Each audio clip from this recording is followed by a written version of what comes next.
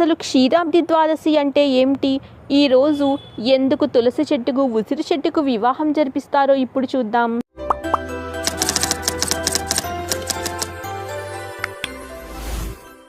మాసాలన్నిటిలోనూ కార్తీక మాసం అత్యంత పరమ పవిత్రమైన మాసం. కార్తీక మాసంలో వచ్చే ముఖ్యమైన పర్వదినాలలో క్షీరాబ్ది ద్వాదశి ఒకటి. ఈరోజు ఉసిరి కొమ్మలను విష్ణు స్వరూపంగా భావించి లక్ష్మీ స్వరూపమైన తులసి కోటలో అలంకరించి తులసీదాత్రి వివాహం జరిపిస్తారు. ఆషాఢ శుద్ధ ఏకాదశి నాడు యోగ నిద్రలోకి వెళ్ళిన శ్రీ మహావిష్ణువు మరల కార్తీక శుద్ధ ఏకాదశి నాడు మేల్కొంటారు. మర్నాడు వచ్చే క్షీరాబ్ది ద్వాదశి నాడు శ్రీహరి లక్ష్మీ సమేతుడై బ్రహ్మాది దేవతలతో బృందావనానికి వస్తారు. కాబట్టి ఈ రోజును బృందావని ఏకాదశి అని కూడా అంటారు. దేవదానవులు అమృతం కోసం క్షీరసాగరాన్ని కార్తీక శుద్ధ ద్వాదశి నాడే ప్రారంభించారు. అందుకే ఈ రోజును చిలుకు ద్వాదశి అని అంటారు. అంతేకాకుండా ఈ ద్వాదశిని యోగిని ద్వాదశి అని, మదన ద్వాదశి అని వివిధ పేర్లతో పిలుస్తారు.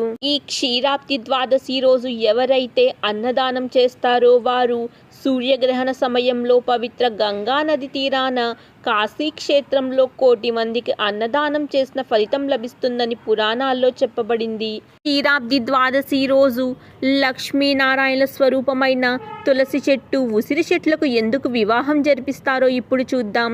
తులసి మహావిష్ణువుకు అత్యంత ప్రీతికరమైనది. శ్రీ మహావిష్ణువు తులసి లేని నైవేద్యాన్ని స్వీకరించరు. అయితే పురాణాల ప్రకారం తులసీదేవి విష్ణుమూర్తి కంటే మునుపు ఒక రాక్షసుణ్ణి వివాహం చేసుకుంది.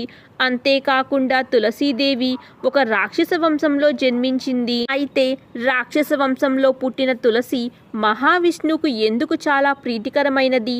తులసి విష్ణువుల మధ్య ఉన్న సంబంధం గురించి పురాణాల్లో ఏం చెప్పబడిందో ఇప్పుడు చూద్దాం. పూర్వజన్మలో తులసి కాలనేమి అనే రాక్షసుడికి కుమార్తెగా జన్మించింది. ఆ జన్మలో ఆమె పేరు బృంద. రాక్షస వంశంలో జన్మించినప్పటికీ ఆమెకి రాక్షస ప్రవృత్తి కాకుండా విష్ణువుని పూజిస్తూ ఉండేది. ఆమె చిన్నతనం నుండి విష్ణువుకు పరమ భక్తురాలు. ఆమె పెరిగి యుక్త వయసుకొస్తుంది. ఆ సమయంలో శివుడి 3వ కన్ను నుండి వచ్చిన అగ్ని నుండి ఆవిర్భవించిన జలంధరుడనే రాక్షసుడిని వివాహమాడుతుంది. రాక్షసరాజైన జలంధరుడు అపారమైన శక్తి సామర్థ్యాలతో ఉంటాడు. నిత్యం దేవతలను ద్వేషిస్తూ ఉంటాడు. బృంద సర్వ సద్గుణాలు కలిగిన స్త్రీ. ఆమె భర్తను దైవంగా భావిస్తుంది. వివాహం తరువాత ఆమె భక్తి పాతివ్రత మహిమ వల్ల జలంధరుడు మరింత శక్తి పెరిగింది. ఆ శక్తి ఎంతలా పెరిగిందంటే సాక్షాత్తు ఈశ్వరుణ్ణే ఓడించాలనుకునేలా. అతని మూర్ఖత్వంతో ఈశ్వరుణ్ణి ఓడిస్తే ఈ సమస్త విశ్వానికి అధిపతి కావాలని కలలు కంటారు. కానీ విష్ణుమూర్తి బృంద తన భక్తురాలు కావటంతో ఆమెకి జరగబోయే అన్యాయం వల్ల దిగ్భ్రాంతికి గురి అవుతారు. కానీ జలంధరుడి వల్ల కలిగే నష్టం గురించి విష్ణుమూర్తి ఒక మాయ చెయ్యాలని నిర్ణయించుకుంటారు. జలంధరుడు పరమేశ్వరుని యుద్ధానికి ఆహ్వానిస్తారు. పరమేశ్వరుడు జలంధరుడితో యుద్ధంలో ఉన్న సమయంలో జలంధరుడి రూపంలో విష్ణువు బృందా వద్దకు వెళ్తారు. ఆమె విష్ణుమూర్తిని గుర్తుపట్టలేక వచ్చింది తన భర్త అని భావిస్తుంది. జలంధరుడి రూపంలో ఉన్న విష్ణుమూర్తి ఆమెను తాకగానే అతను తన భర్త కాదని గ్రహిస్తుంది. దాంతో నిజం తెలుసుకున్న బృందాకి పతివ్రత నిష్ట భంగమవుతుంది. వెంటనే జలంధరుడు బలహీనుడవుతాడు. తన భర్తలా వచ్చింది తను నిత్యం పూజించే శ్రీ మహావిష్ణువు అని తెలుసుకుని దుఃఖిస్తుంది.